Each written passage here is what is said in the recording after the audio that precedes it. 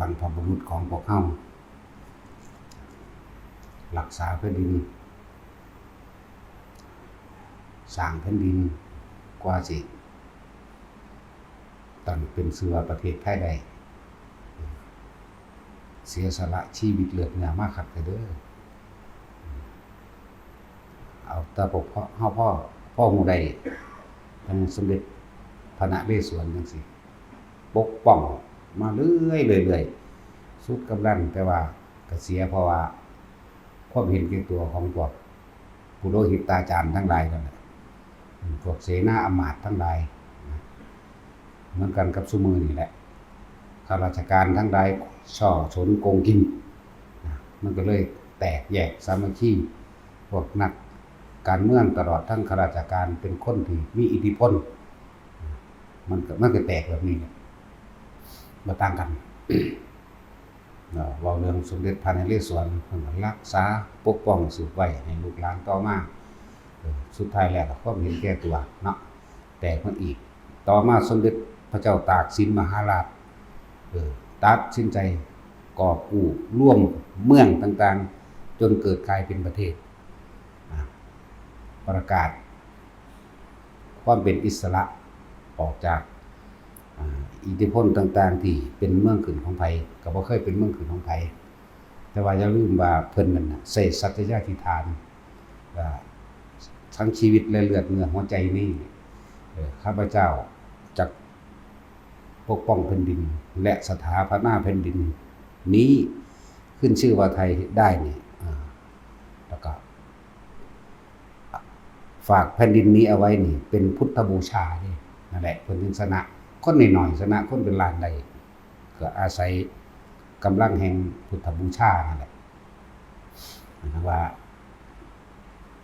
แต่ในแต่ไรมาพระพุทธศาสนาพระสงฆ์องค์เจ้าก็มีคู่กันกับกษัตริย์แต่ละบ้านแต่ละเมืองมาเด้ตะกี้พันในว่าประเทศเด้เมืองนั้นเมืองนี้คือสมัยก่อนโบราณพุทธเจ้าเฮากรุงกบิลพัสเมืองพาราณสีเมืองเวสาลีเวทหะจังซี่ก็มีพระสงฆ์องค์เจ้าเป็นผู้ให้ความรู้กับพิธีกรรมกับเรื่องจิตวิญญาณมาเรื่อยๆให้ความรู้ถึงเช้าซุมื้อนี้ก็เหมือนกันแต่ที่ว่าเอาแค่สมเด็จพระเจ้าตากจังซี่เพิ่นก็อาศัยความรู้ในพุทธศาสนาสมเด็จพระวรรณรัตน์วัดป่าแก้วเป็นคู่กันมาปรึกษาในการปกครองก็ต้องอาศัยธรรมะอาศัยความจริงอาศัยวัดว่าสถานที่เป็นศูนย์รวมจิตใจในการให้กำลังใจให้ทั้งออกในการต่อสู้ในการลบแล้วก็แนะนำต่างๆว่าพวกเฮาเสียสละชีวิตเลือดนี่บ่ได้สูญเปล่าถือว่าเป็นการสละชีวิตที่เป็นทำเพื่อสาธารณประโยชน์เป็นสาธารณกุศลเป็นธาตุอันสูงสุดคือทหารเขาปกป้องประเทศชาติจากอริราชศัตรูทั้งหลายพวกทหารบ่ว่าแต่โบราณบ่ว่าแต่เดี๋ยวนี้ก็เหมือนกันนะเป็นปรมัตถทานท่านกำลังชีวิตและเลือดเนื้อเพื่อปกป้องรักษาให้ผู้อื่นได้อยู่ดีมีสุขเป็นปรมัตถทานสมเด็จพระเจ้าตากมีความคิดริเริ่มก่อกู้บ้านเมืองตีเมืองต่างๆให้เป็นหนึ่งเดียวกันแล้วก็ประกาศความเป็นอิสระอาศัยสัจจาธิฐานว่าแผ่นดินนี้ข้าพเจ้าจะขอฝากไว้เป็นพุทธบูชาว่าสิเป็นขึ้นมาได้เพิ่นก็อาศัยพระสงฆ์องค์เจ้าคือกันได้บัดนี้ว่าล่ะทั้งสั้นแล้วอีกองค์นึงที่กับพระนเรศวรคือสมเด็จปาแก้วเนาะอีกองค์นี้สำหรับพระเจ้าตากพระยังละลืมแล้วนี่ชื่อวันธรรมโชติเนาะสิถามตาจุ้ยว่าจักยังแบบยากก็นำหาอยู่ให้กินเลี้ยงอยู่เนี่ยบ่ได้เอาใจจดจ่อปานนั้นดอกเนาะพวกเขาเอาใจจดจ่ออยู่ในธรรมอยู่ในการที่สร้างความดีเขาสิจ่ออยู่ในวงแห่งธรรมนี่เปรียบเสมือนกับคนทั้งหลายทั่วไปนั่นแหละอันใดบ่เข้าใจแสดงความคิดเห็นเพราะว่าออกมา โกหกว่าคุณวิเศษนะวะเขาล่ะแต่ละมื้อแต่ละเว้นนี่เฮ็ดจังได๋คนสิไปนิพพานได้น้อมนี่บ่ธรรมดาเด้คนคิดจังซี่ได้บ่แม่นเว้าเล่นๆเรื่องเล่นๆเพราะสิมาวัดคุณวิเศษสึกไปเถอะจะใส่สาบาตให้มันแดกบ่แม่นจังซั่นเด้สูเอ้ยเขาเฮ็ดทั่วแสนโกฏจักรวาลมันยังน้อยอยู่เด้เนาะนั่นแหละเปรียบเทียบขนาดจออยู่นี่หรือว่าฟังซุมื้อมันก็ยังแล้วไปเห็นไหมเหมือนคนแบบมาทำบุญมาฝึกหัดปฏิบัติธรรมขออยู่น้ำมือหนึ่ง5 มื้อ7 มื้อบัดกลับไปบ้านก็เอาไว้วัดคือเก่านั่นแหละเข้าใจว่าเลยนี่บ่ได้นำธรรมบ่ได้นำบุญกุศลไปใส่อยู่บ้านเด้กลับบ้านก็ไปแวกๆใส่กันบุญคือเก่าคือเอาบุญไว้หม้องเก่าเอาความสงบร่มเย็นภายในตัวเองที่ซึมซาบอยู่ในนี่พอตะออกจากวิตวัดไปแล้วปุ๊บก็เอากองไว้หม้องเก่านั่นแหละเป็นของเฮาคือเก่าเนาะนั่นซะแล้วเปรียบเทียบนี่นั่นแหละจังว่าพวกเฮาลูกหลานเหลนหล่อนต่างๆจงสมัครสมานสามัคคีกันแน่อย่าลืมว่าประเทศชาติมีคำว่าชาติไทยได้มาเพราะเพิ่นเอาเลือดเนื้อแลกมาเพื่อให้เป็นพุทธบูชาเด้หรือมาเพราะว่าพุทธศาสนานี่เด้ความรู้ต่างๆในการมาเรียนมาสอนกันเมื่อบ้านเมืองเกิดความแน่นหนาเป็นปึกแผ่นแน่นหนาขึ้นชื่อว่าไทยได้แล้วก็อาศัยคำสอนพระพุทธเจ้าได้มาเป็นแบบเรียนศึกษากันนั่นบ่ล่ะตะกี้เรียนแต่หนังสือในวัดเด้นี่แล้วจังซั่นว่าถ้าพระพุทธศาสนาถูกทำลายนะพระมหากษัตริย์ก็อยู่ยากจักบ่ล่ะเบิ่งว่าแต่ละประเทศนานาที่เคยมีพุทธศาสนาจะได้รุ่งเรืองคู่กับพระมหากษัตริย์จักรพรรดิต่างๆมากเนาะเพราะถ้าพุทธศาสนาถูกทำลายแล้วอันอื่นก็ถูกทำลายโดยง่ายเหมือนกันเราความเห็นแก่ตัวบ่ได้มองไปข้างหน้าว่าลูกหลานเหลนหล่นภายหน้าสิได้พึ่งพาพระสุธาอาศัยทั้งใดสิเอาหยังเป็นเครื่องปกป้องของตัวเองคือธรรมอย่าบ่ล่ะบ่ได้มองไปข้างหน้าว่าเขาต้องเอาธรรมตัวใดธรรมะพรหมวิหาร4คนเฮาเป็นสัตว์สังคมเด้เป็นสัตว์สังคมอยู่ร่วมกันก็ต้องอาศัยความเมตตาเอื้อเฟื้อซึ่งกันและกันช่วยเหลือแบ่งปันกันได้อิจฉากันมีมุทิตายินดีร่วมกันในการทำบุญสุนทานในการช่วยเหลือแบ่งปันมีอุเบกขาห้ามใจในของบางอย่างบ่อาจสามารถที่สิบังคับได้หรือเฮ็ดได้ก็เลยต้องห้ามใจเจ้าของลงวางคิดเป็นกลางอุเบกขาไปเห็นบ่ล่ะนั่นแหละเขาบ่ได้คิดฮอดพุ่นดอกนั่นแหละก็มีละห้องละแหงมาเลยเกี่ยวกับแต่หนักๆเลยก็ดูสมัยกรุงศรีอยุธยานั่นบ่ล่ะบ่ต้องไปซื้อเขาเจ้าดอกเนาะซัวซ่ามหลายก็นั่นแหละลงไปจังซั่นแหละมันสิเป็นการซ้ำเติมกันเนาะแต่ว่าที่จริงก็อยากซ้ำอยู่เด้เห็นแก่ตัวหลายก็ดีเพิ่นสวนเด้เป็นผู้รักษาเอาไว้สืบมาพอแห้งว่าสิจังเป็นพญสิงห์ประกาศอิสรภาพขึ้นซะว่าเป็นไทยเลยนะบ่ตกต้องเป็นเมืองขึ้นของไผใดๆทั้งสิ้นนั่นแหละพระเจ้าตากสินตัดสินใจว่าแม่นที่ลบมานี่บ่แม่นลบเพื่ออย่างอื่นลบเพื่อกอบกู้แผ่นดินนี้แล้วก็ร่วมแผ่นดินบ้านเมืองเป็นหนึ่งเดียวกันนี่คือถวายชีวิตกับพระพุทธเจ้าเด้จักบ่ล่ะเอิ้นว่าแผ่นดินนี้ฝากไว้เป็นพุทธบูชาก็โตเพิ่นเองนั่นน่ะแผ่นดินนี้ที่สร้างไว้บ่แม่นแค่ลูกหลานหล่นเพียงธรรมดาแต่ว่าแผ่นดินนี้สิเป็นที่รองรับคำสอนของพระศาสดาแล้วเอิ้นว่าเป็นแผ่นดินแห่งการพุทธบูชาเข้าใจบ่ล่ะบาดทุกมื้อนี้ก็แตกแยกกันเพราะความเห็นแก่ตัวถ้าพุทธศาสนาถูกทำลายลงกับพระมหากษัตริย์ก็อยู่บ่ได้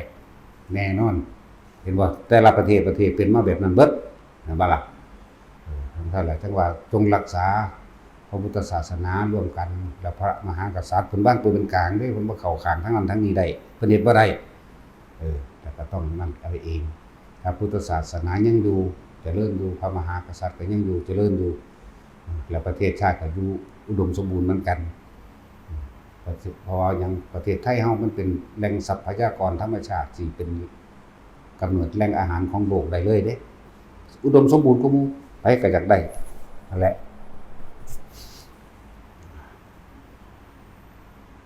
พระเจ้าตากรักษาไว้ได้แล้วผู้ต่อปฏิท่านสืบสานต่อกันไปพระพุทธยอดฟ้าจุฬาราชมหาโลกมหาราชพุทธยอดฟ้าจุฬาโลกมหาราชหรือในดวงตะกี้ในดวงจังมาเป็นพุทธเลิศราชนภาลัยพระนั่งเกล้าเจ้าอยู่หัวจอมเกล้าเจ้าอยู่หัวจุลจอมเกล้าเจ้าหัวปกเกล้าเจ้าหัวปิ่นเกล้าเจ้าอยู่หัวอนันทมิดลภูมิพลอดุลยเดชจนถึงว่าวัชรกรเกล้าเจ้าอยู่หัวต่อไปก็ที่ปังกรเกล้าแหละนั่นแหละนั่นแหละถึงว่าอยากให้ทุกคนในคนไทยทุกคนอย่าลืมว่าประเทศชาติบ้านเมืองนี้อยู่รอดมาได้อุดมสมบูรณ์มีน้ำจิตน้ำใจก็อาศัยคำสอนในพุทธศาสนาฉะนั้นจงรักษาพุทธศาสนารักษาบุคลากรทางพุทธศาสนาศาสนาบุคคลก็คือภิกษุสงฆ์สามเณรนี่แหละก็ดีอยู่ที่เขาจะบวช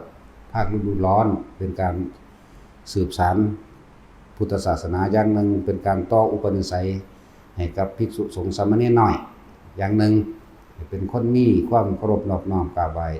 บูชาผู้ใหญ่นะสั่นบอกว่าเล็กๆน้อยๆอันนี้ถึงทั้งที่ตัวเองก็บ่ได้รู้ถึงจิตถึงใจบ่ได้รู้ภายในก็จะพากันซ้ำเติมหลายเห็นบ่ล่ะเวลาเขาเฮ็ดภาพปลอมขึ้นมาจังซี่ก็มีเฮ็ดเป็นรูปพระไปนั่งกินเหล้ากับผู้หญิงจังซี่ก็มีก็ซ้ำกันไปเลยเด้แล้วคนก็เชื่อไปเลยเด้บ่จักหยังเนาะซั่นแล้วหรือบางข่าวก็บ่แม่นข่าวจริงสำเร็จบัดวัดดังเสพยาบ้าทั้งเจ้าอาวาสจับศึกทั้งหมดด่าไปเลยเด้ผู้ด่าบัดนี้เนาะซั่นแล้ววัดดังแอบซ่อนยาบ้าในกระถางธูปจังซี่ก็มีมั้ยผู้ด่าก็ด่าไปเลยเด้บ่ได้จักหยังนั่นแหละการทำลายคือเขาสิทำลายทางความคิดทางความเชื่อเนี่ยการลบที่ไม่ต้องใช้ศาสตราวุธก็คือการเอาชนะทางความคิดเห็นเข้าใจบ่ล่ะทำลายความเชื่อลงแล้วมันก็ง่ายแก่การที่แทรกซ้อนโดยกฎหมายตั้งศาสนาเข้าใจบ่ล่ะแทรกซ้อนเข้ามาคนมันฝังใจง่ายๆได้เร็วๆเพราะว่าคนเลวมันจะเกิดเนาะแต่คนดีบ่เกิดดอกฝังใจปั๊บเลยสั่นกับเรื่องสมัยหนึ่งพระเจ้าอีหยังล่ะอยู่เมืองสากลนครนี่แหละสกลนครนี่แหละถ้าสิเว้าเรื่องเก่าๆมันก็ดีเนาะเพิ่นสร้างพุทธศาสนาเพิ่นสิฆ่าทิ่มให้เบิดเพิ่นนั่นแต่ว่าผู้เมียเพิ่นนั่นมีปัญญาชาญฉลาดเด้เพิ่นตัวผัวเพิ่นดอกจริงๆน่ะบ่ได้แม่นเจตนาจริงบอกท่านพี่ถ้าจะทำลายพุทธศาสนานั่นไม่จำเป็นต้องไปเสียกำลังของทหารและเลือดเนื้อบ่จำเป็นต้องฆ่าดอกเฮาต้องทำลายทางศรัทธาซะก่อนต้องตีข้าวแบบนั้นนี่แต่ว่าท่านจะถ้าท่านรู้เขารู้เรารู้แผนที่วางแผนเอาไว้ก่อนหมายถึงว่ารู้ความลับของศาสนานั้นๆลบเท่าไหร่ท่านจะชนะเท่านั้นให้ท่านไปศึกษาพระไตรปิฎกก่อนนั่นเห็นว่าเราฉลาดเด้ไม่ไงอันนี้เราฉลาดเหมือนกับว่าเป็นข่าวขานผัวเด้เหมือนกับข่าวขานกินของเธอถ้าเรารู้เคล็ดลับหรือความลับในศาสนานั้นๆรู้แผนผังในศาสนานั้นๆเราลบโดยไม่ต้องใช้กำลังศึกษาอ่านจนจบไหมอ่านจบแล้วบ่เป็นจังซั่นเด้เปลี่ยนใจเลยไปกลายเป็นคนที่นับถือพุทธศาสนาเลยส่งเสริมไปเลยเด้นั่นแหละส่งเสริมไปเลยที่บ้านเมืองนั้นมันก็ผู้เพกสกลนครนั่นแหละแต่สมัยนั้นก็ชื่อว่าสากลนครดอกผู้เพกเลยเกิดกลายเป็นส่งเสริมพุทธศาสนา สร้างปราสาทนั่นนี่ต่างๆสารพัดเรียกว่าล่ะนั่นแหละมีมาจังซี่คือกันเพิ่นก็เลยยกย่องเมียเพิ่นเด้เพิ่นโอ้ยถ้าไม่มีน้องเราคงจะทำบาปหนักหนาสาหัสตกนรกไม่ได้พุทธไม่ได้เกิดก็ว่าไปแล้วเพิ่นก็เปลี่ยนใจแล้วเหลือนะก็จังย่อมก็ยังคงเจ้าของไว้แบบบ่เปิดเผยเด้ที่จริงสมใจแล้วที่ให้ผัวเป็นจังซั่นได้เห็นบ่ล่ะทำไมท่านถึงเปลี่ยนใจล่ะนะบัดนี้เป็นเหมือนกับว่าผู้ผัวนั่นมาปลอบใจเมียอย่าว่าที่จริงมันถูกต้องแล้วผู้เมียนี่นั่นแหละคือเจตนาอันสูงสุดคือบ่อยากให้ไปฆ่าพระสงฆ์องค์เจ้าบ่อยากให้ไปทำลายพุทธศาสนามันเป็นบาปอย่าว่าล่ะนั่นในใจมันบัดทั้งนี้ว่าเหมือนกับว่าขยันขย่อให้ไปเฮ็ดนะผู้ผัวก็เลยบอกว่ามันเป็นบาปจังซั่นจังซี่แต่แท้ที่จริงเพิ่นต้องการความมั่นใจอันผู้แม่นั่นน่ะเพิ่นต้องการผู้เมียนั่นน่ะเพิ่นต้องการความมั่นใจนั่นแหละก็เลยยกตัวอย่างว่าซุมื้อนี้เขาทำลายความเชื่อเด้เราเขาสิเบิ่งความคิดเห็นคนเห็นบ่แล้วก็เลยสร้างข่าวปลอมมั่งหรือข่าวที่บ่สมควรที่สิด่ากันหรือประหารกันปาราชิกจับศึกหรือจองกรรมไว้ตีตราว่าคนนี้เลวไปเลยจังซี่นะนั่นแหละวิธีการทำลายซุมื้อนี้เครื่องมือทำลายมันง่ายเนาะอยู่ในมือเฮานึงในโทรศัพท์แม่เนาะซึ่งเฮาก็สังเกตเบิ่งโอ้ยจักแม่นหยังจักฮู้จักเขาบ่จักเขาด่าไปเลยตะพึตะพื้นะว่าล่ะยิ่งม่วนพระสงฆ์สามเณรมันบ่ได้ไปวางระเบิดตามถนนหนทางเด้บ่ได้ไปวางระเบิดบ่ได้ไปปล้นจี้ร้านทองบ่ได้ไปปล้นปืนทหารเด้เนาะบ่ได้ไปไล่ฆ่าผู้อื่นเด้สงฆ์สามเณรแม้มันสิเมาเหล้ากินข้าวแลงก็ซั่นของมันนะมันบ่ได้ไปหาวางระเบิดฆ่าคนดอกเว้ยเห็นบ่ล่ะจังซั่นแล้วนี่คือเอามาน้อมเข้ามามันแม่นความเพิ่นบ่น้อมแหมให้คิดเอาเองตัดสินใจเอาเองเนาะเฮาก็ให้แค่ความคิดเห็นหรือให้นัยยะแค่ว่าเมาเหล้าแค่ว่าอันจังซั่นจังซี่นั่นซื่อเขาก็บ่ได้ไปวางระเบิดแหมเขาก็บ่ได้ไปฆ่าผู้อื่นแหมเนาะนี่คือให้เปรียบเทียบอย่างเลวให้ฟังซื่อๆได้นี่เปรียบเทียบแบบเร็วๆให้เห็นง่ายๆเขาก็บ่ได้ตั้งกองกำลังแบบนั้นแบบนี้บุกปล้นจี้ฆ่าผู้อื่นแม่นว่าล่ะหมายถึงภิกษุสงฆ์สามเณรถึงมันเขาสิเลวเขาก็บ่ได้เป็นถึงไปฆ่าคนเด้อเนาะแต่เฮาล่ะถ้ากวนมากูฆ่าแม่งโลดแม่นบ่ล่ะเนาะเฮาก็สิน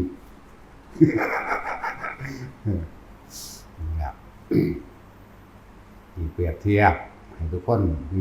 บอกกว้างๆให้คนเข้าใจแน่ประเทศไทยเฮานี่รู้จักว่ามันมีความอุดมสมบูรณ์มันมีความสงบสุขมานานที่มีพุทธศาสนาที่มีพระมหากษัตริย์เป็นศาสนาปฐมภกพระมหากษัตริย์เป็นผู้อุปถัมภ์พุทธศาสนาเข้าใจว่าล่ะฉะนั้นการรักษาพุทธศาสนาก็เท่ากับการรักษาพระมหากษัตริย์ประเทศชาติก็อยู่อุดมสมบูรณ์แต่ให้ทุกคนเข้าใจว่าภิกษุสงฆ์สามเณรพระสงฆ์องค์เจ้านั่นน่ะบ่ได้เลวถึงว่าไปวางระเบิดถนนวางระเบิดดักรถทหารวางระเบิดดักรถตำรวจบ่ได้ไปวางระเบิดตามปั๊มน้ำมันร้านค้าต่างๆบ่ได้ไปปล้นไปจี้ไปฆ่าผู้ใด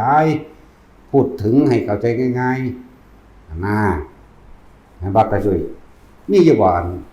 ไปแล้วนั่นภิกษุสงฆ์องค์นั้นวัดดังถือ M16 ไปแล้วเนาะวางระเบิดถนนอำนาจเจริญ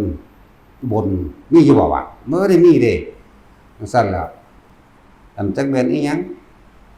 คุ้มหัวตุ้มยุงตำยามเนาะแต่งตัวเป็นผู้หญิงไปขุดดินฝังระเบิดแบบนั้นแบบนี้ทำลายของสาธารณะมื้อนี้แต่พระสงฆ์เฮามันมีอยู่บ่เฮ็ดแนวนั้นแหมโอ้ยพากันเปรียบเทียบกันเว้ยจะสมองหมาปัญญาหมาทั้งหลายเว้ยเนาะจะพากันตำซ้ำขนาดนั้นได้ อย่าเลวก็หมาหลายความคิดนั่นน่ะคิดเอาเองเป็นแน่เว้ยเนาะคือพระอันมันบ่มีจักมันท่านมีออกข่าวด้วยว่าโอ้พระวัดนั้นพระวัดดังนั่นน่ะ5องค์พากันวางระเบิดรางรถไฟพากันปล้นร้านทองมีอยู่บ่วะแน่จังซั่นเลยอันบุกรุกป่าอันนี้มั้ยบุกรุกหาคนพ่อคนแม่มึงบ่อันจังสิก็หาว่าเป็นเรื่องร้ายแรงไปเลยผู้อันคอมเมนต์เขามาว่าความผิดปาราชิกจับศึกไปเลยทำไมเอาอะไรตั้งหลายร้อยหลายพันไร่บวชมานี่เพื่อละหรือว่ามาเพื่อเอายังมันบอกไปจังซี่แหมเนาะโอ้ยถ้าร้องบ่มีพระมึงรู้มันสิมีต้นไม้แม่มึงบ่อยู่มึงหั่นเพราะว่าป่าไม้มันไปหาตัดต้นไม้ขายเด้มันบ่ได้มีหน้าที่แม่ของหยังเด้เนาะต้นไม้อยู่หน้าไผก็สร้างไปตีตาไว้ตัดเอาเลยให้ค่าหน้าเขา200มันเอาไปขายต้นละหมื่นจังซี่แหมเนาะจังซั่นแล้วน้ำปลาใหม่มื้อนี้หังคักพระสงฆ์องค์เจ้าไปทุดงค์ซื้อบ่อยู่เลยดอกบ่สร้างหยังดอกจูดไฟ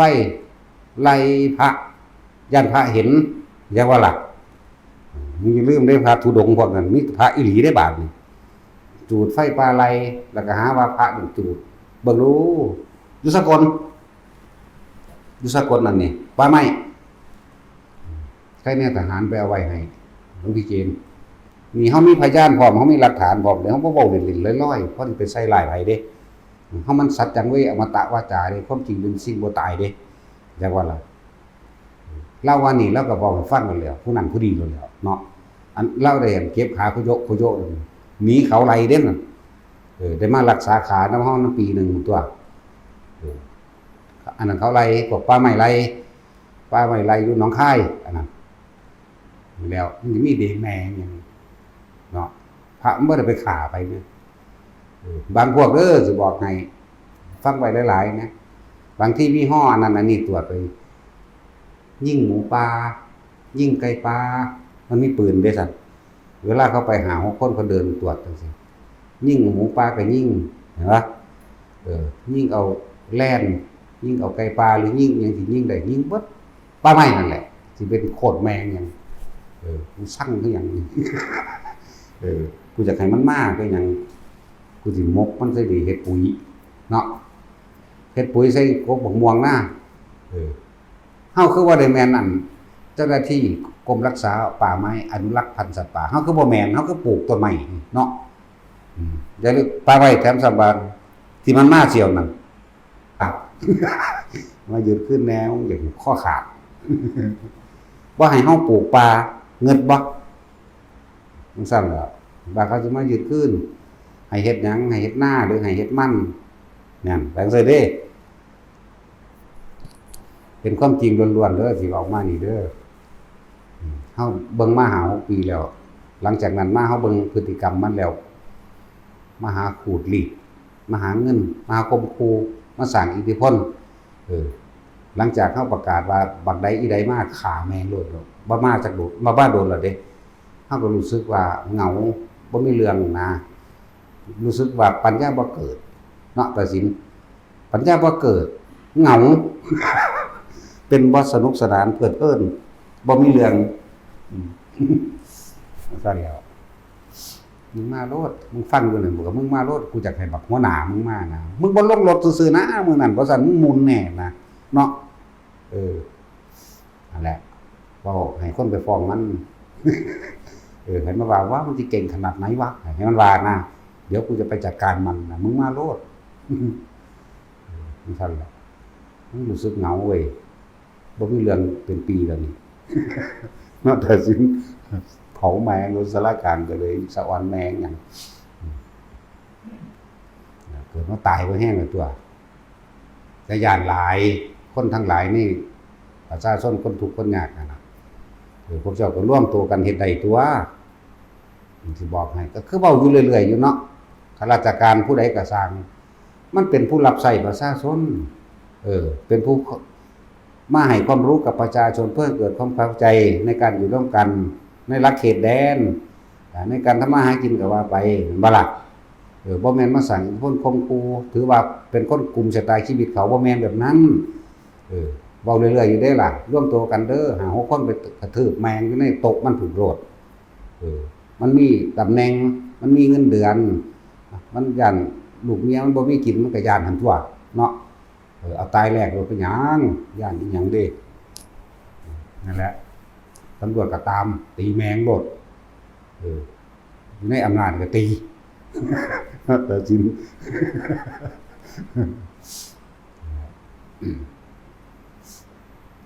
อยู่ไสก็สร้างแต่เป็นข้าราชการเด้อพวกเจ้าปากบ่ดีหมายถึงบ่ให้ความรู้กระจ่างแจ้งกับพวกโรงพยาบาลนั่งบานมื้อนี้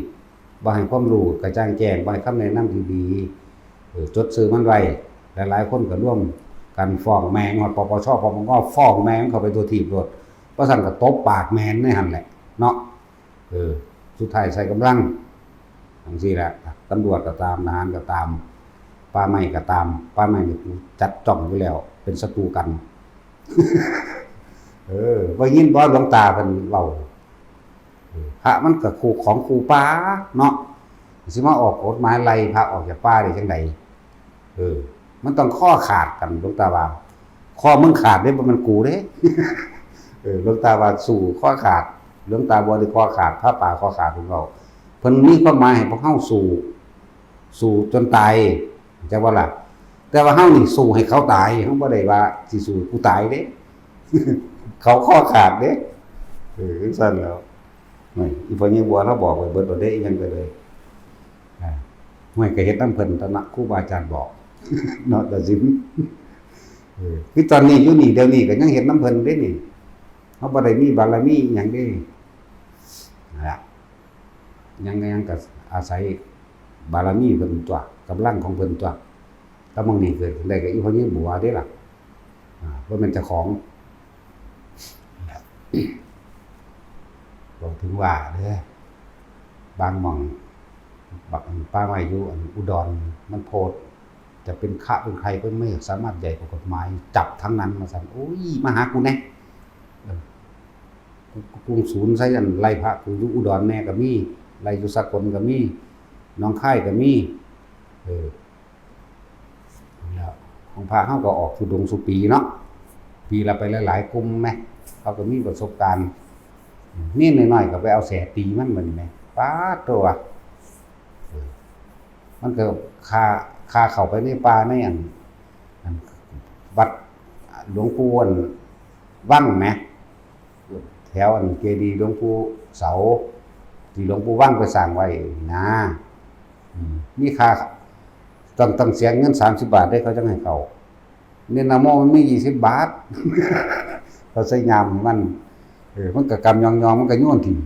โยนไปพูดอะไรๆเอาคุ้นๆอยู่มั้ยโอ้พวกผีพวกเปรตพวกอดอยากเนาะนั่นแหละเราบ่ทำความเข้าใจใดๆทั้งสิ้นกับพวกป่าไม้มันบ่เคยให้ความยุติธรรมหยังใดก็0 บาทบ่แม่นเฉพาะกับวัดกับว่าเฮาเนาะกับประชาชนคนทั่วไปโดยบ้านเมืองก็คือกันนำจับเขาเผาทานเขาเอามาเฮ็ดเรือนแค่10 ต้น20 ต้นบัดสู้ขายเป็นล้านต้นเป็นแมงคือบ่จับกันเนาะมีปลุกใจให้ทุกคนต่อสู้เด้อปลุกใจผู้ใดมีเรื่องใดมาหาหลวงพ่อก็พาเฮ็ดนั่นบ่ล่ะสิเป็นศูนย์ร่วมให้สิเป็นศูนย์ร่วมให้สิพาเฮ็ดนำกำลังเข้าไปเฮ็ดโลดกรุงเทพเฮาก็ไปได้ตัวเนาะรถบัสเฮาก็มีไงพนักงานเฮาก็มีอยู่พนักงานศิลป์พนักงานขับรถ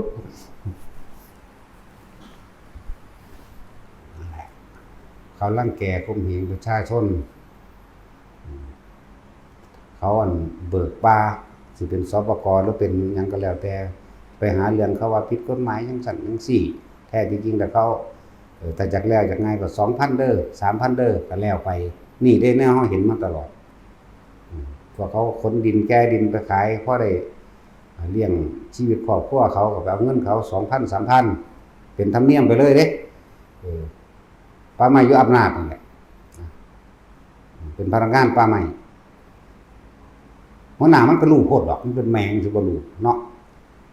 แถมซ้ำมาเขียนอายัดในกูไว้อีก700,000อีกจะได้เงินนะมาเอาทำไมเพื่อตีนให้นี่บักนาเซกเวกมาเอาไม้ผมไปใช้หมดแล้วสั่นป้าตัวมันสั่งกาบอกไม่มึงมาแม่ก็ใส่เขาศรัทธาเฮาเขาก็เอามาให้เฮาพี่เด้อล่ะแต่ว่ามันกล้าอ้างว่าไม้ผมมาสั่นมาเอาบักละมันสิได้ตีนจักตีนนี่นี่เนาะมันเหงาอะนะมันบ่มีเรื่องก็เลยต้องบายจังซี่เฮาก็อยู่ซื่อๆบ่เป็นตะกี้เฮาก็อยู่ดีแล้วของเฮาดีๆบัดนี้รู้สึกว่ามันขาดอะไรเป็นบางอย่างนะเนาะตัดสินเฮาปลุกใจแต่ละคนข้าราชการที่สร้างอิทธิพลต่างๆหรือเว้าบ่ดีบ่ให้ความรู้กระจ่างแจ้งกับหมู่ประชาชนบ่ว่าสิโรงพยาบาลบ่ว่าสิโรงเรียนโรงหยังก็สร้างแม่งร่วมตัวกันขับไล่ฟ้องจักว่าล่ะถ้าบ่ได้ผลตีสุดท้ายแล้วโลกมันต้องใส่กำลังนะบ่คือทำบ่ใส่เด้ทำมีแต่ปล่อยว่างมันไปจังซั่นเด้เฮานี่บ่ทันได้ปล่อยมีแต่สิเอาเข้าไปลุ่มเข้าไปตีมันเป็นเรื่องเป็นราวกันบ่ใหญ่มันก็ออกแล้ววะเนาะจังซั่นแหละพากันฟังไว้นี่เป็นหยังพากันย้านหลายร่วมตัวกันไปก็เนาะปลุกใจปลุกเล่าใจทุกคนเฮ็ดจังได๋เฮาก็ตายอยู่แล้วเป็นหยังเฮาคือบ่สู้บ่ความยุติธรรมของตนทุกคนก็ต้องการความยุติธรรมทั้งเบิดบ่ต้องการให้ไผรังแกข่มเหงแต่ว่าอย่าลืมว่าบ่มีผู้ใดปกป้องตัวเฮาเองเด้นอกจากตัวเฮาเองบ่มีผู้ใดให้ความยุติธรรมกับพวกเฮาเด้อเฮาจะสร้างความยุติธรรมเอาเองกฎแห่งกรรมยุติธรรมเสมอในเมื่อมันมารังแกน่ะคือกรรมมันบ่บัดกูก็ไปฟาดคืนมันคือกันกรรมคือกันนั่นแหละแต่ยันตะบาปหลายก็เว้ยพระนเรศวรเพิ่นลบมาหลายๆก็บ่ได้ว่าสิไปตกนรกทั้งใดเด้ล่ะเนาะตามครูบาอาจารย์เพิ่นบอกไว้สุดท้ายก็มาเกิดเป็นหลวงตาบัวใช่มั้ยเนาะคือบ่ตกนรกว่ะคือฆ่าคนหลายครั้งอยู่เนาะพระเจ้าตากมื้อนี่คือฆ่าคนหลายอยู่เด้ล่ะบ่ได้ตกนรกจักเทื่อจังซั่นแล้วคือหลวงปู่ฤาษีเพิ่นก็ว่าไว้ว่าโอ้พระเจ้าตากมาหาจังเพิ่นก็จังว่าอยู่แมั้ยเนาะคือบ่ลงนรกซั่นแม่นบ่ล่ะนั่นแล้วฮอดเว้าฮอดพุทธกาลก็ได้ตัวสันตติอมาตย์ฆ่าพวกเดรัจฉีจังว่าล่ะเป็นแสนกว่าพุ่นเด้อแถมซ้ำพระราชามอบรางวัลให้เพราะว่าเพิ่นชนะเนาะชนะเด้มอบนางสนมกำนันน้อยให้16ปีอีนั่นมันฝึกฝนล่ำผัดบายมันจากให้มันหุ่นดีแอลคิวหมอนี่ตอนบ่ทันบวชตอนบ่ทันบรรลุได้ว่าเรื่องหมอนี่ก็ได้40กว่าปีได้ผู้บักงามคนในวัง16ปีเนาะโอ้ยมันก็เมามันเอากัดทื่นเอาซะว่าซั่นแล้วทั้งเมาเหล้าทั้งนั้นทั้งนี้ฮอดมื้อที่7นั่งสุดมันตายที่ไปฟังธรรมพุทธเจ้าบรรลุอรหันต์ซ้ำแหมแม่นบ่ล่ะวิญญาณตะบาปหลายของบางอย่างก็ว่างจิตนี่มันเป็นเว้ยอันนั้นบ่มีเจตนาบ่บาปหรอกเมียนแมงโลดนี่เรื่องสัตตติอมาตย์เรื่องขององคุลิมานคือว่าตกนรกสั่นแม่นบ่ล่ะก็คือออกมาฝึกหัดปฏิบัติบ่ได้โดนนี่ล่ะเพิ่นปฏิบัติธรรม14มื้อนึงเด้ล่ะองคุลิมานเก่งบ่ล่ะ14มื้อเด้ฆ่าคนพันกว่าคนตำราว่า999เฮานอกตำราอยู่แล้วพันกว่าคนนั่นแหละหลายอยู่เด้ล่ะแต่ในโจรคาต 30,000 กว่าพุ่นเด้ล่ะที่จริงมันหลายกว่านั้นเด้อย่างเลวเด้ในโจรคาตธรรมดาไปอยู่นำผู้ใดก็ฆ่าผู้นั้นเงินไว้แต่พ่อกับแม่บ่ได้ฆ่าจักว่าล่ะบ่ฆ่าแต่ว่าไปอยู่นำไผก็สร้างฆ่าหัวหน้าจุดขนาดไปเป็นลูกน้องจนไปฆ่าหัวหน้าจนที่ก็ของไปอยู่นำมันพอสุดท้ายภาษาลิบุตรประเทศเอาว่าบรรลุพระอนาคามีว่าซั่นบ่แม่นเลยไปเลยนั่นแหละ วกผู้หญิงก็คือกันอย่าจิตตกหลายเคยเฮ็ดผิดเฮ็ดหยังมากก็สร้างมันดอกอยู่ในปัจจุบันนี้แม่นเถิดนางสิริมาก็คือบรรลุพระโสดาบันพุ่นเห็นบ่ล่ะนางสิริมานางอุตรานี่เราอยากทำบุญกับพระพุทธเจ้าเลยไปจ้างเอานางสิริมาจ้างมื้อละพันเด้มาให้เป็นเมียมาให้เป็นเมียผัวนี่ชั่วคราวสิทำบุญอยู่หันแต่7 มื้อเพิ่นก็อยู่ 2-3 มื้อเพิ่นก็ยิ้มย่องว่าเจ้าของงามเข้าใจว่าเจ้าของไปเป็นเมียของเศรษฐีอันนั้นเลยหาวิธีเอาน้ำร้อนไปลวกหน้าเพิ่นก็เจ้าต้มเนยกำลังเดือดพุดๆเนยใสเดือดพุดๆอยู่ไปฮอดก็ตักลาดใส่หัวนางอุตราได้เลยแต่นางอุตราแล้วกันเป็นคนแผ่เมตตาเรียกว่าทรงชาติด้วยเจริญพรหมวิหาร4เด้แผ่เมตตาอยู่เรื่อยๆสัตราอาวุธของต่างๆที่เป็นพิษนะว่าอาจสามารถทำอันตรายแก่คนที่เจริญพรหมวิหารได้เด้มันสั้นแหละ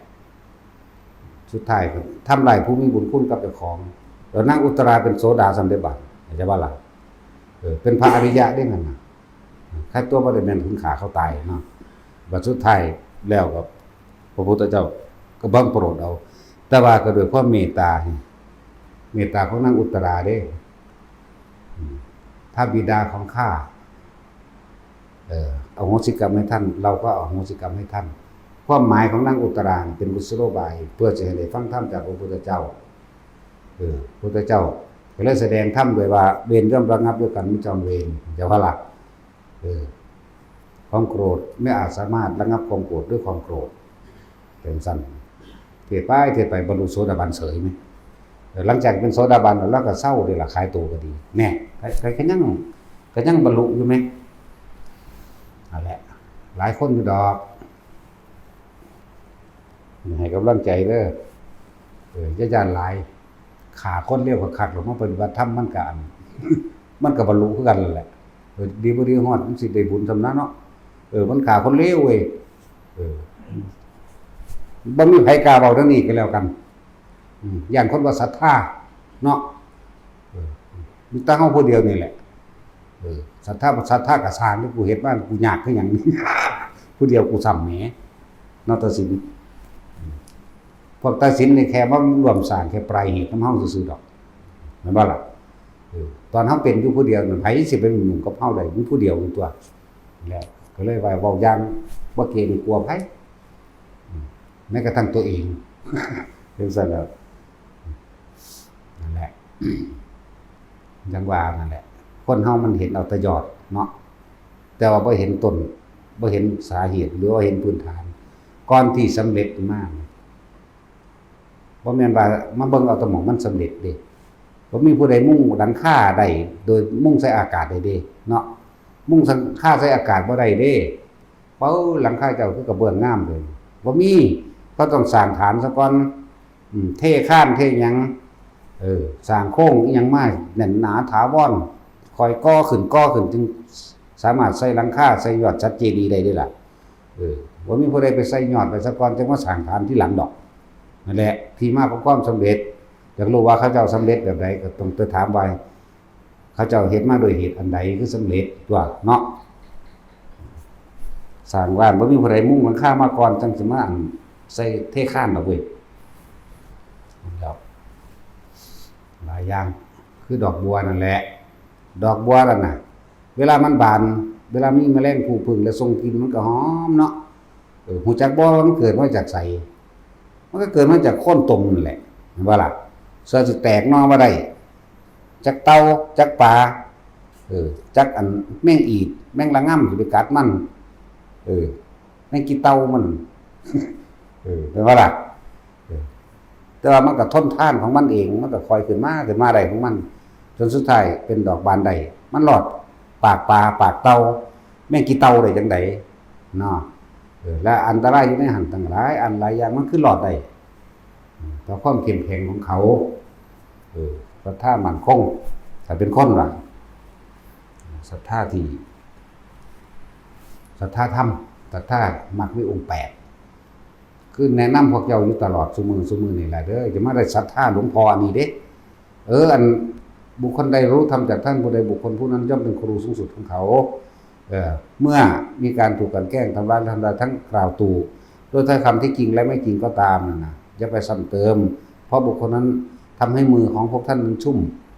อย่าทำลายมือชุ่มอย่าทำร้ายต้นไม้ใบบางที่ตัวเองเคยพึ่งพิงและอาศัยจากว่าล่ะแต่ว่าไม่ให้เข้าไปยึดติดเข้าใจบ่ให้เข้าไปยึดติดในครูบาอาจารย์นั้นแต่ว่าใครยกย่องเสริมสู้ไว้เหมือนเดิมทางบ่แม่นติดเข้าใจว่าล่ะบัดสั้น ให้พวกเฮานั่นน่ะถ้าที่พุทธังธัมมังสังฆังสรณังคัจฉามิพูนนั่นแหละคือสรณะจากบ่บาดบ่แม่นว่าติดบุคคลเหมือนกับเคยเทียบไว้แต่ของศรัทธาอาจารย์องค์นี้แม่นบ่ไปยกย่องแต่อาจารย์องค์นี้แต่ว่าองค์นี้คันบ่ศรัทธาบัดนี้ครับมาเว้าเกาตูใส่ไหล่องค์ที่บ่ศรัทธาพวกเจ้าคิดว่าพวกเจ้าปล่อยได้บ่นั่นบ่ได้ปล่อยเล่นเมื่อท่านยึดองค์หนึ่งท่านก็ยึดองค์นี้นั้นด้วยจังซั่นแหละถึงบอกว่าให้ศรัทธาตัวเองโดยเอาธรรมมาเป็นทางมาเป็นแสงสว่างแห่งตนพึ่งตนเองพึ่งธรรมตัวนี้ต่างหากนะว่าสมมุติว่าบุคคลที่เฮาศรัทธาตายเด้มรรคผลนิพพานมันก็เสื่อมสลายไปนำบุคคลที่เฮาศรัทธาติแม่นว่าล่ะนี่พระพุทธเจ้าพระศาสดานี่เพิ่นตายมาตั้งนานแล้วแต่ว่ามรรคผลนิพพานคือมีอยู่สั่นเขาเจ้าถือมาโดย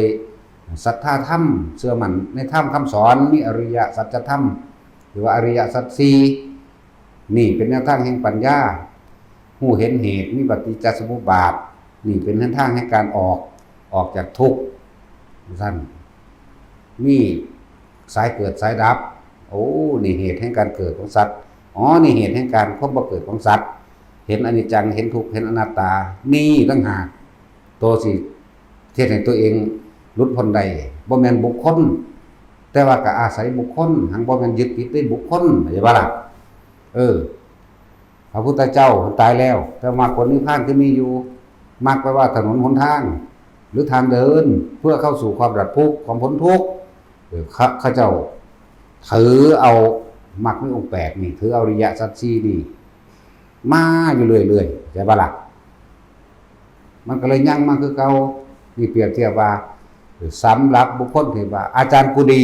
อาจารย์สูไม่ดีอาจารย์บ่บาดถ้าอาจารย์กูดีอาจารย์สูบ่ดีมึงก็ยึดเอาทั้งสองคนนั่นแหละแล้วบอกว่าท่านอาจารย์เจ้าตายแล้วจะไปอยู่จังได๋บัดนี้มรรคผลนิพพานก็ตายไปนำติก็หมายว่าบ่ให้ยึดธรรมให้ยึดความจริงให้ยึดมรรคมีองค์8ยึดอริยสัจสี่ยึดก็มันยึดไว้แบกไปแต่ทิ่มแท่งไปเด้ยึดไว้เดินทางจากว่าล่ะสั้นแหละยึดนี่ยึดเพื่อปล่อยจะบอกจังได๋ยึดเพื่อปล่อยเนาะคำว่ายึดกันยึดปล่อยนะเพื่อบ่ถึงยินบ่คือเฮาพายเรือข้ามน้ำแหละมันว่าซั่นพายเรือข้ามน้ำเมื่อถึงฝั่งแล้วเฮาก็ไปตัวบ่ได้แบกเรือใส่หัวไปนำแหมเนาะนี่ความหมายอันนึงให้นัยยะผมว่าไม่ว่าจะสิแบกอาจารย์จะใส่ข้อไปนำด้วยไผก็ดีเมื่อเจ้าแบกเอาผู้นึงเจ้าก็ต้องแบกอีกผู้นึงคือกันผู้พอใจก็มีผู้บ่พอใจก็มีเนาะนั่นแหละว่าละอารมณ์พอใจและบ่พอใจสั่นฟังแต่ละคนให้เข้าใจให้แตกฉานแต่ละข้อความเด็กตัวเองนั่นแหละบางคนก็ได้ก็เป็นผู้บอกผู้สื่อเด้พระพุทธเจ้าเพิ่นนั้นเป็นสุดยอดเฮาอยู่แล้วเนาะแม้แต่เราตถาคตก็เป็นเพียงผู้บอกทางเด้การเดินทางความรู้จริงท่านหลายจะต้องลงมือทำเองเด้เพิ่นเฮ็ดให้เฮาบ่ได้แหมมันบ่สัตว์มันซั่นแล้วว่ามันต้องพึ่งตนเองมันต้องพึ่งความจริงโดยธรรมพร้อมบ่ว่าทางโลกทางธรรมหรือทางโลกก็เหมือนกันเลยเฮาสิไปรอคอยผู้ใดมาสร้างความสำเร็จและหาความยุติธรรมเฮาได้จะไปหวังจะไปอวดจะไปอ้างเด้ออันว่าญาติกูเป็นตำรวจลุงกูเป็นตำรวจอากูเป็นตำรวจอ้ายกูเป็นตำรวจน้องกูเป็นตำรวจบ่มีทางซอยเจ้าไปแล้วกันนะด่าเจ้าซ้ำเขาย่านเขาตกจากตำแหน่งเนาะ อันละคนก็ภาษาว่าหมู่ซื่อๆว่าหมู่กูเป็นตำรวจอีกอย่างหนึงอันหมู่กูมีญาติเป็นตำรวจก็ยังมีแหมก็ยังเอาไปอ้างเด้โอ้ยตั้งแต่ตัวมันเองก็ทำความผิดอาญะอยู่ตำรวจไปเลยเนาะมันจะไปกล้าม่านปกป้องเจ้าตินี่ล่ะเว้าให้ฟังว่าบ่มีผู้ใดปกป้องเจ้าของเองได้หรอกนอกจากตนเองเด้อถ้าอยากปลอดภัยจากอันตรายใดๆทั้งปวงก็อาศัยลมหายใจอานาปานสติปลอดภัยเบิดทุกอย่างอันนี้ม่านทั้งหลายก็ทำบ่ได้บ่ว่าม่านนอกบ่ว่าม่านในแม้กระทั่งวัฏฏะสงสารนี่สิ้นได้เลยต้องอาศัยลมหายใจนะตัวเองนี่แนวท่านสอนทุกคนมีลมหายใจทุกคนมีหูดังคือกันมั้ยเนาะก็เฮ็ดไปตัวว่าอันนี้สำหรับผู้ที่สุดท้ายนะสัตว์ผู้ต้องการพระนิพพานก็เฮ็ดไปแบบนี้แต่ส่วนผู้ต้องการเพิ่งทำมาถูกรังแกก็ต้องอาศัยตัวเองนี่แหละบ่ต้องไปรอคอยความช่วยเหลือจากใครดอกสร้างตัวเองเฮามีสิ่งใดทานเฮาก็ทานไปสร้างตัวเองปกป้องตนเองด้วยการให้ทานเป็นคนมีน้ำใจเป็นคนช่วยเหลือแบ่งปันเป็นคนบ่อิจฉาริษยานี่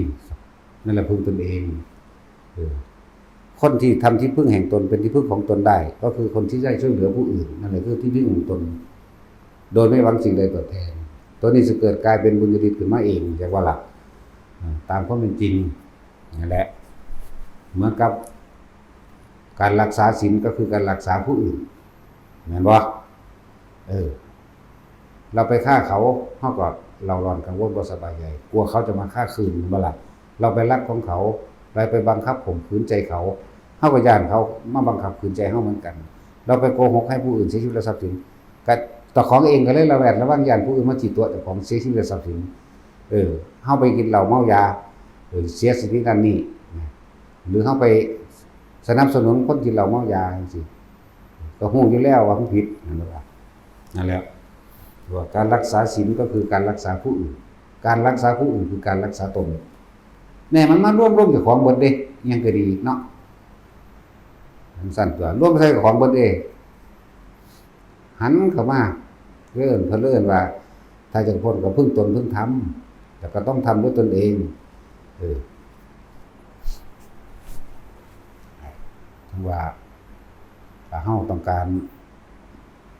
คำว่าเมตตาหรือต้องการความยุติธรรมเฮาก็ให้ทานไปก่อนรักษาผู้อื่นไปด้วยไปเรื่อยความยุติธรรมอันเกิดจากกรรมนี่ยุติธรรมที่สุดเลยบัดนี้จึงบอกว่าบ่มีหยังสิยุติธรรมเท่ากับกรรมของตนที่กระทำเอาไว้ดอกมันให้ผลไม่ผิดตัวเด้ไม่ว่าจะกรรมชั่วหรือกรรมเลวและกรรมดีให้ผลไม่ผิดตัวทำกรรมเช่นใดย่อมได้ผลเช่นนั้นเนาะท่านล่ะ ว่าทุกคนสนใจเจ้าของเป็นส่วนมากซะสนใจเจ้าของจะไปสนใจผู้อื่นจะไปพากันตำหนิผู้อื่นหลายแต่ว่ายังว่าโลกนี้ก็โลกนี้เป็นสัตว์นี่สัตว์โลกเป็นสัตว์สังคมนี่ยังแบ่งปันก็แบ่งไปแต่ว่าบ่แม่นไปสนใจลักษณะว่าอิจฉาริษยาหรือเกาตู้ใส่ร้ายเขาเห็นเขาได้ดีอยู่บ่ได้บ่แม่นแบบนั้นนะบ่แม่นเปิดเกาตู้ใส่ร้ายเขานั่นแหละว่าแต่ละคนสุดท้ายแล้วนะการสิพ้นจากทุกข์พ้นจากการเกิดตัวเองเฮ็ดเองเด้บ่มีผู้ใดเฮ็ดให้แต่ว่าล่ะเว้าอยู่เรื่อยๆดอกบุคคลผู้หนึ่งเมื่อถึงความบริสุทธิ์แล้วคือบรรลุอรหันต์แล้วก็ไม่อาจสามารถที่จะเอาความบริสุทธิ์ให้กับบุคคลผู้อื่นได้ปัญญาให้กันไม่ได้เด้กรรมแก้ให้กันไม่ได้เด้นั่นบ่ล่ะปัญญาเนี่ยคือประสบการณ์เจ้าของเองที่รู้เองที่เห็นเองแต่ก็ได้ลดแห่งธรรมเองมีต่างหากแม่นเฮาสิไปอธิบายให้เขาฟังถึงได้ก็ซั่นถ้าคนผู้นั้นบ่ถึงแต่คนผู้นั้นบ่เคยผ่านจุดนั้นบ่เข้าใจแน่นอนนั่นแหละจังซั่นถึงบอกว่าของบางอย่างมันก็เป็นอจินไตยอย่างเช่นอจินไตย4นี่กำเนิดโลกสิไปหาหมองว่าต้นแรกของเกิดโลกเกิดไว้จริงๆจักอยู่ไสนี่นั่นว่าล่ะนั้นกระทั่งต้นแรก การกำเนิดของตนเองก็จักอยู่ไสอีกเพราะว่าสังสารวัฏมันยาวไกลโพดจนมาหาต้นบ่ได้มันเห็นโพดผู้เขาเจ้าเห็นมันเห็นไปเท่าใดล้านๆซะแล้วก็ยังบ่สุดอีกยังไปอีกล้านก็เลยต้องเลิกหาเรียกว่าล่ะเดินว่าหาต้นไม่ได้หาปลายไม่มีกำหนดโลกกำหนดต้นมันก็เหมือนกันอันจินไตยังวิสัยของผู้ได้ฌานนี่ที่เขาเจ้าว่าไปเลยนั่นน่ะว่าได้วัดระวัดเว้านี่แสดงธรรมนี่บ่ได้ระมัดระวังหยังเด้ผมบ่มีเจตนาว่าสิไปทำลายไผแล้วมันก็บ่หวังผลว่าสิได้เกิดจากลาภสักการะเข้าใจบ่ล่ะบ่ได้หวังผลหยังมันไปของมันเลยเด้มันบริสุทธิ์ซะปะ มันบ่มีเหล่เหลี่ยมบ่คือคนทั่วไปเด้คนทั่วไปนี่โอ้ยทุกอย่างก้าวมีแต่การวางแผนเนาะยุคต่างก้าววางแผนจังใดแบบใดมีแต่การสิได้ข่มเหงแล้วเอาเปรียบคือกูต้องได้กูต้องชนะนะแบงสั่นเด้นั่นแหละเขาจึงว่าบ่ได้ระมัดระวังอีหยังบ่ได้วางแผนไว้เลยว่าผู้ใดสิมาจับผิดนั่นนี่กับเฮานี่นะคือเขาจับผิดจับไปจับรถฮอดผูกผิดผมบ่จักให้ฮอดจับเนาะจับซื่อๆเว้ยมันบ่แน่นว่าผูกข้อใส่กันโลดเนาะนั่นแหละผิดหรือถูกกรรมของเขาเองสิตัดสินเขาเองเลยแหละถึงว่าบ่ต้องไปสนใจไผดอกถ้าว่าเฮาเข้ามาปฏิบัติธรรมก็คือมาปฏิบัติธรรมอย่าลืมคำแรกนะมันกันกับมาอยู่นี่แหละผมมาขอฝึกกับอาจารย์อยากปฏิบัติธรรมอาจารย์ว่าซั่น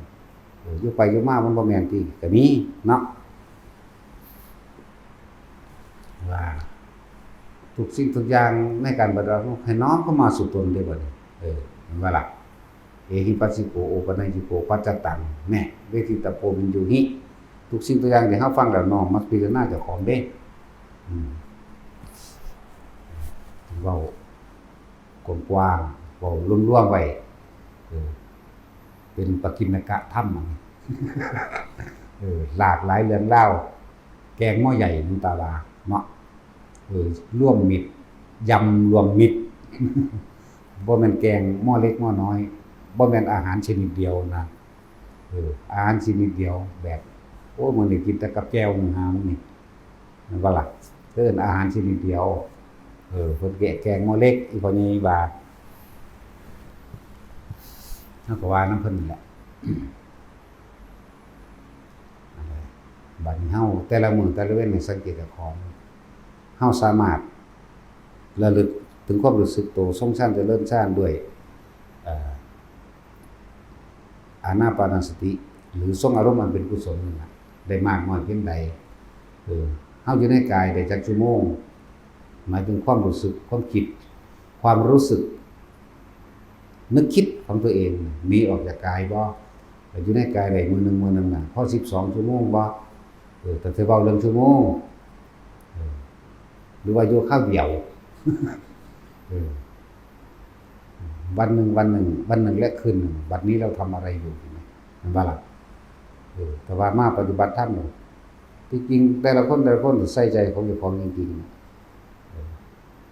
บ่ต้องว่าแต่ของสิบรรลุหยังบ่บรรลุหยังดอกแต่ว่าเจตนาตั้งไว้มันมีอยู่หางบ่ไปจับเอายอดมันอย่างเดียวนะบ่ได้เอายอดลืมยอดแล้วยอดหมายถึงว่ามาปฏิบัติเพื่อจะนิพพานนั่นแหละจะเข้านิพพานนั่นแหละแล้วก็ลืมไปแล้วก็ส่งไว้ในปัจจุบันแค่ว่าคือนี่ไปผู้ใดรักษาตนเองรักษากายรักษาใจแล้วก็ทำความรู้สึกในกายของตัวเองได้มื้อนึงจัก12ชั่วโมงบ่เหลือเข้าสู่อนาคามีแน่นอนล่ะจากวันนี้มันซั่นแล้วดีบ่ดีมันตัดหลัดเข้าไปเลยก็ยังมีเนาะอันนี้ว่ายังต่ำนิดบ่ทันได้บอกยังสูงแต่ป้าอยู่เรื่อยโอ้ยแต่ความสงบแค่นาทีเดียวมันบ่ธรรมดาเด้เนาะใสปิ้งว่างนิ่งลู่อยู่กับความว่างโอ้ยนาทีเดียวมันก็พอแห้งแล้วเด้มันธรรมดาเด้เจ้าอย่าเคยเป็นบ่นั่นว่างอยู่ซั่นคนก็เห็นอยู่แต่ว่ามันทางว่างนี่แหมเป็นเงินบ่ล่ะคนก็เห็นผู้หญิงผู้ชายผู้เฒ่าผู้บ่เฒ่ามันก็รู้ของมันอยู่เด้แต่ว่ามันว่างไงนี่แหม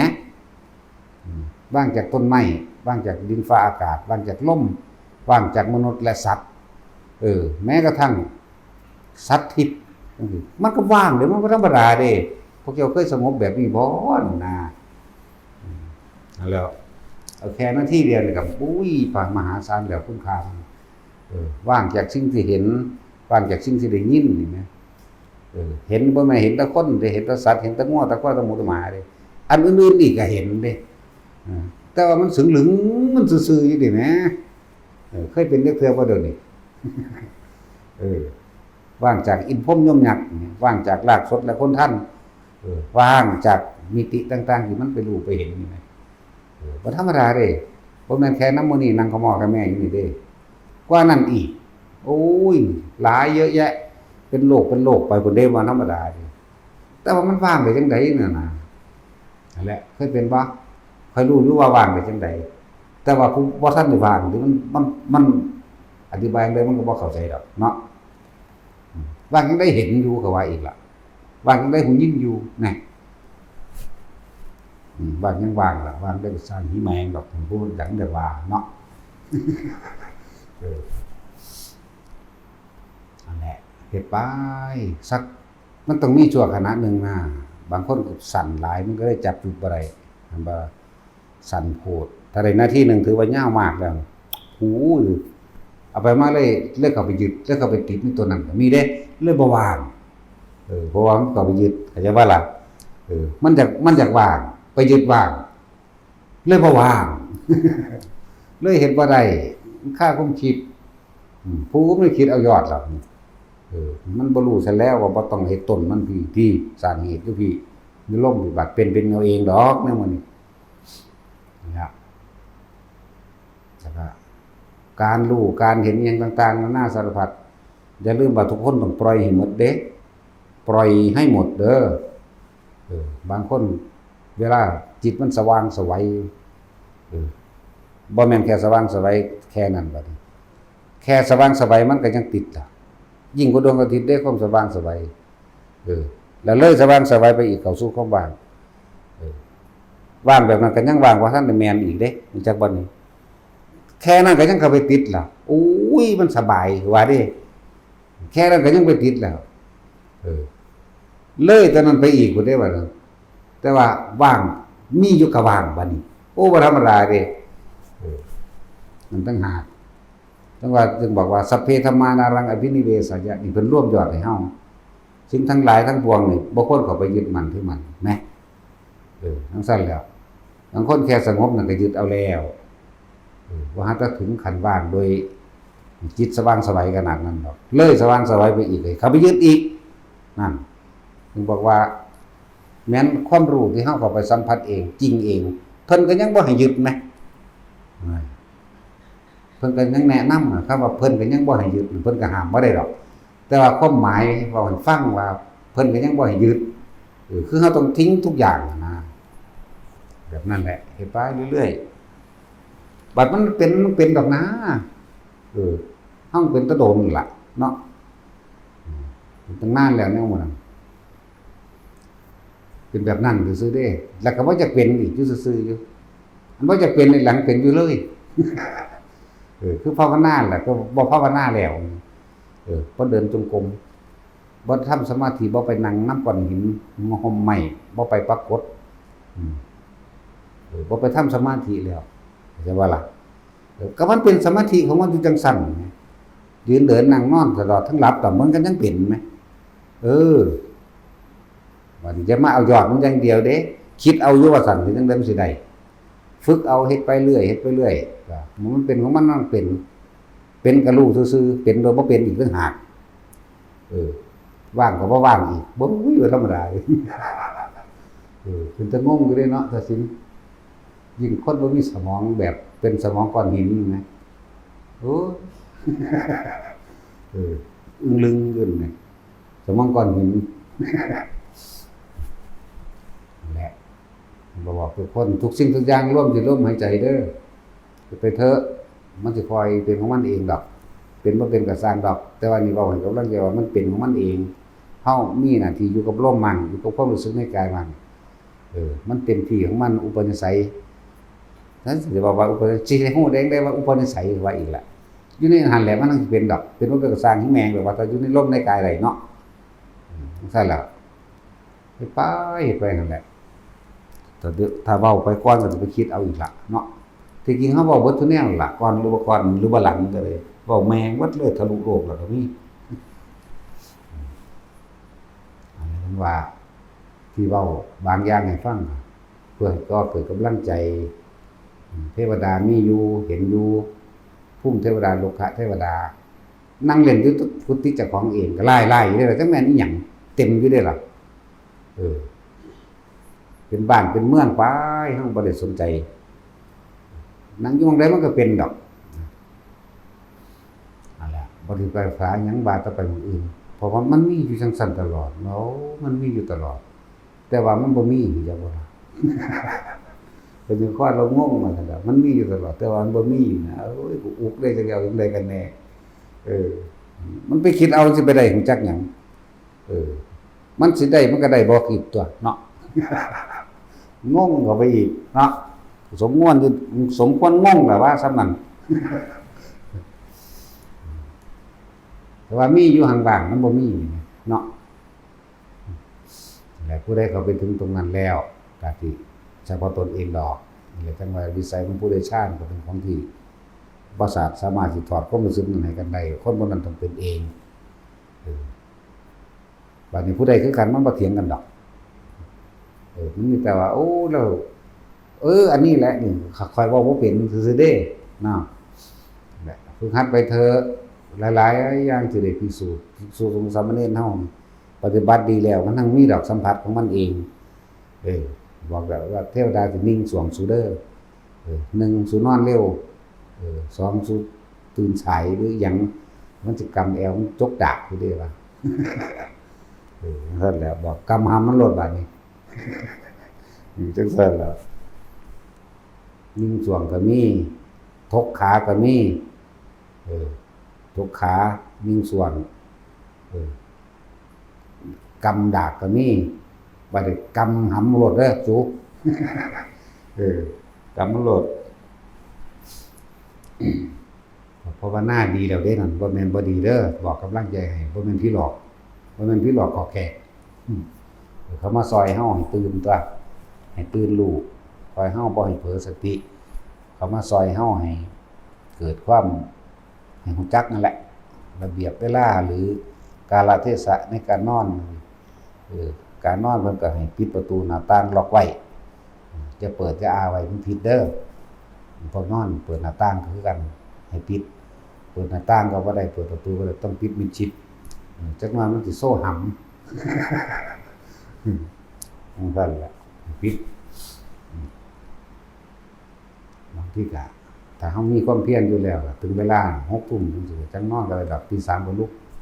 เฮ็ดไปเฮ็ดมามันชินเอาเองดอกเว้ยเฮ็ดไปเฮ็ดมาบ่ได้เฮ็ดดอกมันก็เป็นของมันไปโลดเนาะนั่นล่ะเอาสมาทาน